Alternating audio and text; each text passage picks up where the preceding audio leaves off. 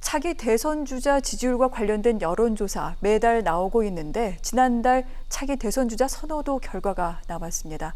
이낙연 대세론이 흔들리고 있다. 이런 분석이 가능할 것 같습니다. 이낙연 의원 6월에 30.8%의 지지를 받았는데 지난달 25.6%로 5% 넘게 지지율이 하락했습니다. 2위인 이재명 경기도지사 전달 15.6%에서 19.6%로 지지율이 4%나 껑충 뛰었습니다. 이어 윤석열 검찰총장, 야권에서는 또 1위라고 얘기할 수 있을 것 같은데요. 10.1%에서 지난달 13.8%로 3.7%포인트 지지율이 올라갔습니다. 이어서 홍준표, 안철수, 오세훈, 황교안, 유승민, 원희룡 그리고 추미애 법무부 장관 2.1%의 지지를 얻으며 10위를 기록한 상태이기도 합니다. 리얼미터에서 조사를 했습니다. 지난달 27일부터 31일까지 여론조사 실시했고요. 표본 오차 플러스 마이너스 1.9%포인트 95% 신뢰 수준입니다. 중앙선거여론조사 심의위원회 리얼미터 홈페이지에서 자세한 내용 참고하시기 바랍니다.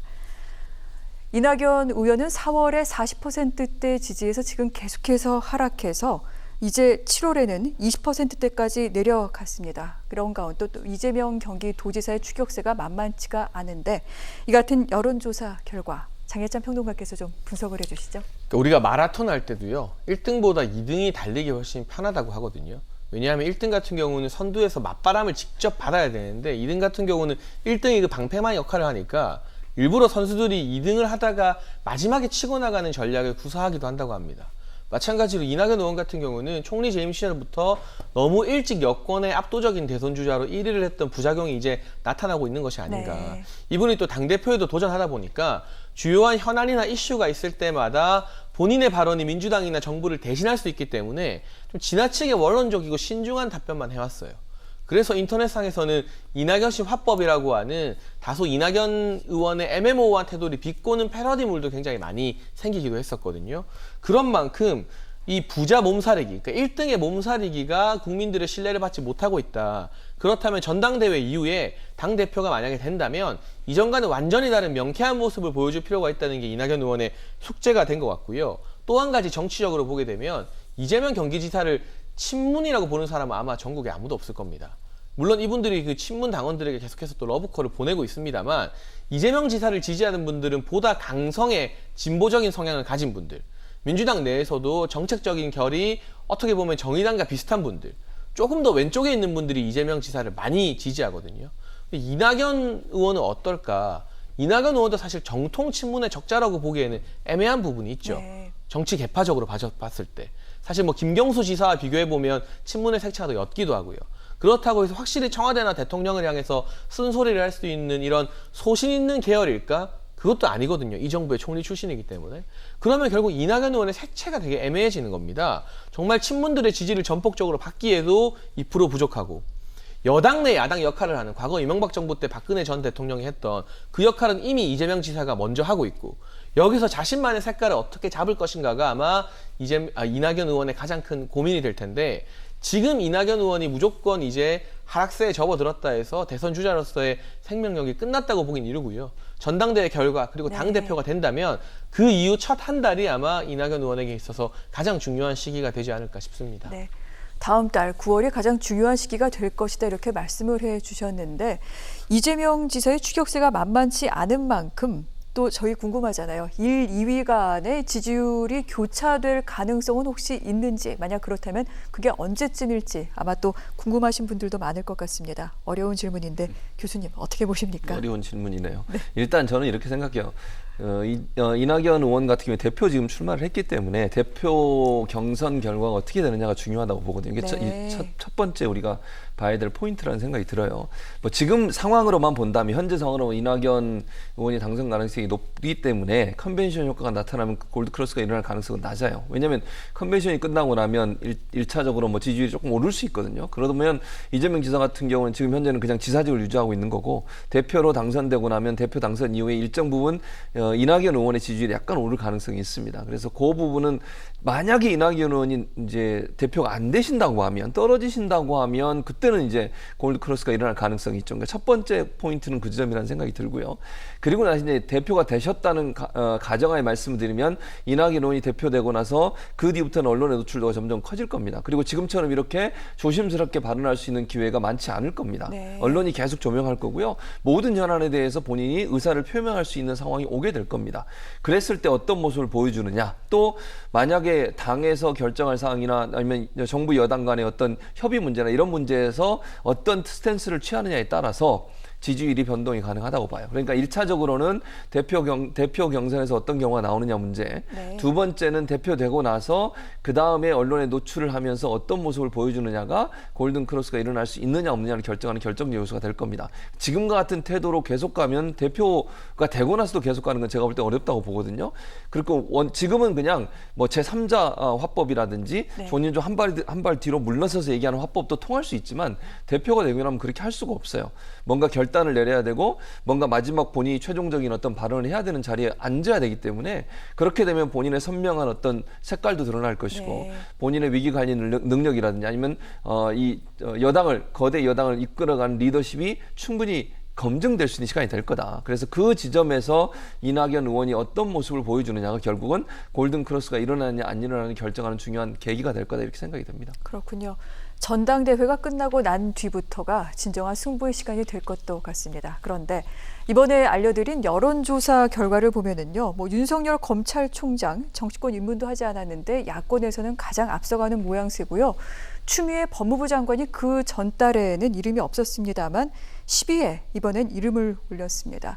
이거 처음인데 어떻게 생각하십니까? 그러니까요. 추미애 장관이 왜 올라오는지 잘 모르겠는데 어쨌든 아마 검찰과 법무부의 갈등 요소가 이슈가 되다 보니까 사람들이 이제 그렇게 지명을 한 것 같은데요. 저는 1차적으로 이런 생각이 들어요. 윤 총장의 이름이 자꾸 거론되는 거는 저는 바람직한 모습은 아니라고 봅니다. 네. 윤 총장도 그렇게 얘기했어요. 본인 이름 빼달라고. 왜냐하면 윤석열 총장이 지금 현재 여러 가지 사건을 지휘하고 있고 수사에 대해서 지휘 감독을 하고 있는 상황이잖아요. 근데 정치적으로 만약에 이런 보수의 대권 후보다 이렇게 돼버리면요, 어떤 말과 행동을 하든 그것이 오해를 불러일으킬 수 있어요.